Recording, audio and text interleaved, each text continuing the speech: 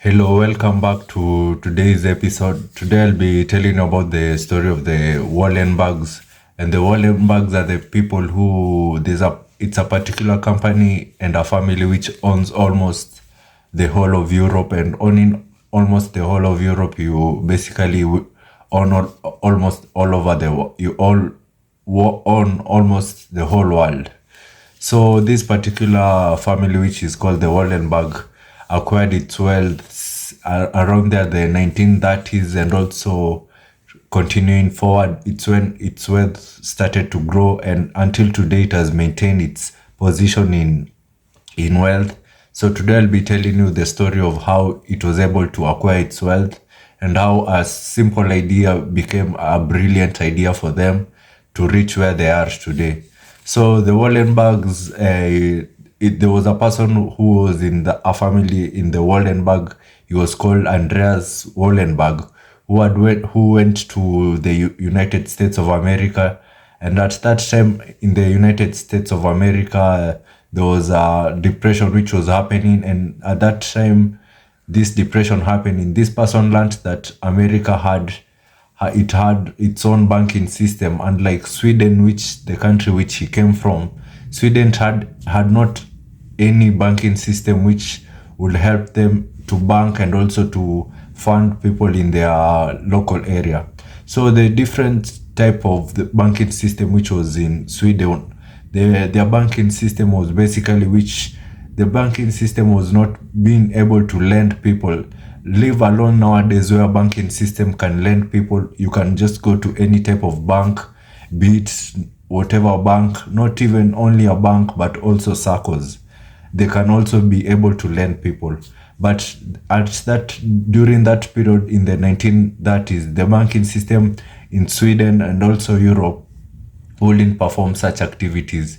These activities were only performed in the American, and that's why America is so advanced in technology and so advanced in its own democracy and also its system.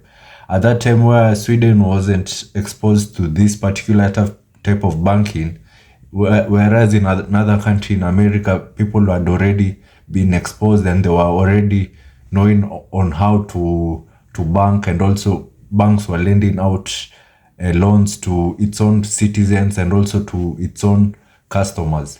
Unlike Sweden, where the money which a person takes to the bank will keep that money and won't use that money to generate more money by lending.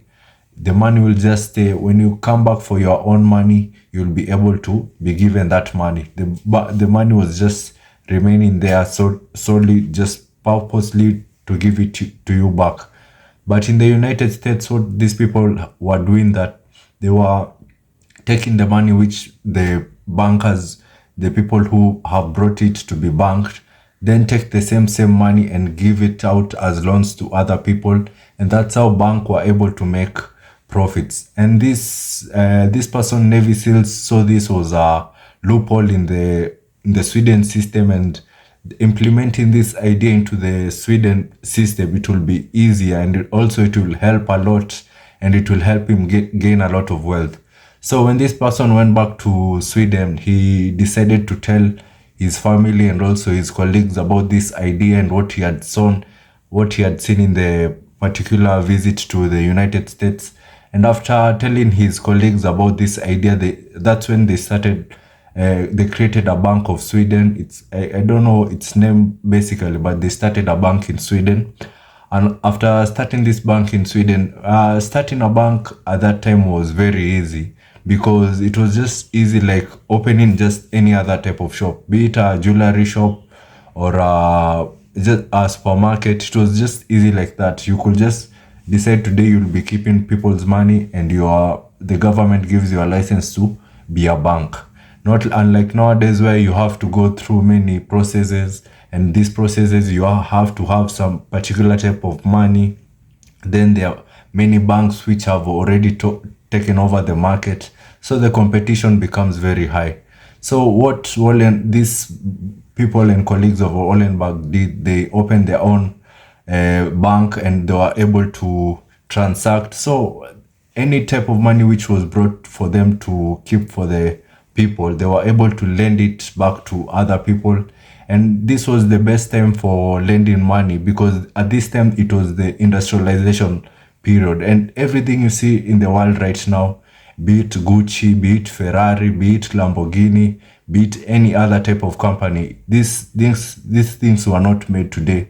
They were made in that period of 1930s.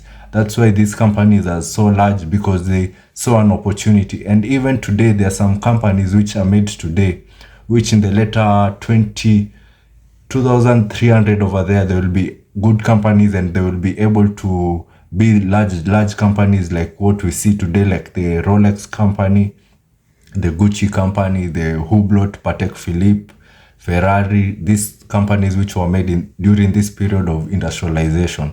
So these Wallenbergs decided to lend out money to people, and these people were able to build also their own companies and also have to repay back the money which they had borrowed. And this increased the profit of the Wallenbergs a lot. Wallenbergs gained so much profit and also expanded its territories, and also started doing other businesses and also venturing other businesses. Some of the things which they did, they would acquire companies also which were the lenders which were not able to pay. They will also acquire those companies, and also acquiring those companies, they would sponsor the companies. So these companies would basically become big, and the Wallenbergs also will also increase their capital and also increase their wealth. So some of these companies also continued growing under the Wahlbergs Corporation, and the Sweden country. So this was the rate at which the Wallenbergs company bank was growing. It was at a high rate, because they were dealing into so much ventures, and almost the 40% of the entire Sweden economy was owned by this particular Wallenbergs company. And all 40% and more than 40% even particular companies, they had employed the total economy of the Sweden country. The whole entire workforce of Sweden was basically owned by the Wallenbergs, 40% of it. So they were growing at a faster rate, which the Sweden country had to do something in change to help counterattack what was happening. So what they decided is they banned any type of bank to be able to head or also acquire companies and also do its businesses do businesses. No company will be able to do businesses. It will only focus on its own banking system, and also only solely banking system, because a banking system will a banker will obviously be at a higher competition than other sole individuals, because they basically own all type of money which is around that country. So they will be able to dictate easily and also faster. So Sweden implemented this rule. So the Wallenbergs, what they did, they saw this was a blockage for them, but what they continued pursuing their dream, and they didn't give up on that particular notice by the Sweden government. What they did is they created another company. By creating another company, this company will be able to deal with their businesses, but it was under the Wallenbergs. So this was a way around for the bank to buy other companies, but under the name of this particular company. I don't know, the company is called AB something. So this AB was able to acquire companies, but it was under the Wallenbergs bank. So they continue growing in a large amount of wealth, and also they spread it into other parts of Europe, and that's how they started dominating the whole Europe. And it didn't stop that at that point. The World War II came around the 1940s over there, where they were divided. And at this time where the World War II was happening, many companies were breaking up, and many companies like the Bentley companies, these are some companies which were affected by the World War II, and some companies which were affected by the World War II until today, they have never been able to recover. But this particular company by the Wallenbergs had acquired so much amount of wealth, which the countries which were fighting in the World War II had to require them and also had to have them, because basically they had so much amount of oil which will be used and also which would have been in use for the World War II which was taking place.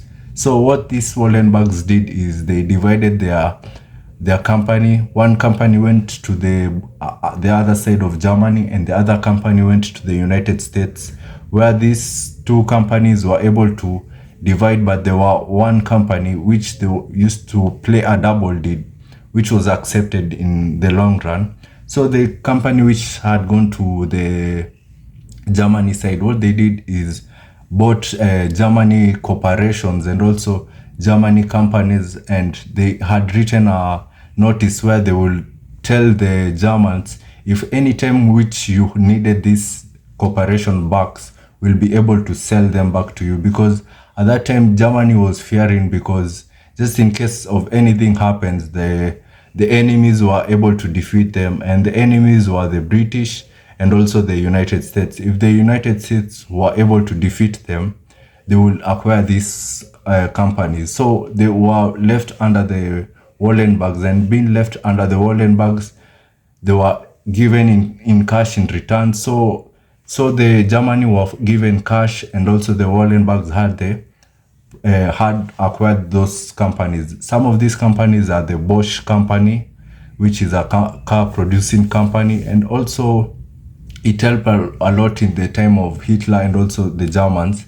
And the other brother who went on the United States side, he dealt with other things, like he also helped and aided the American and also the Britain in funds also to aid them in this war and acquire new weapons. So they were basically lending to countries also.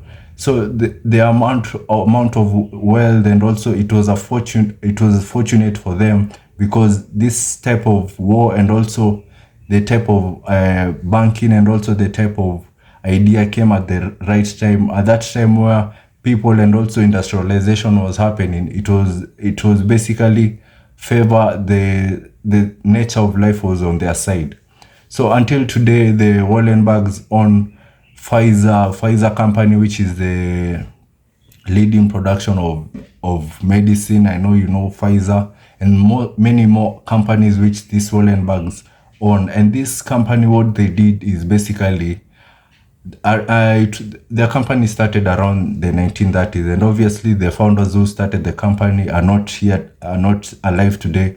But what they did is, in their family, they divided it into many portions, where when generations come, they will be able to rule their wealth, but they will be divided. So just in case, rather than putting all the eggs in one basket, every generation will be able to have a say in its own particular company. If it's the health sector, a particular family will head it.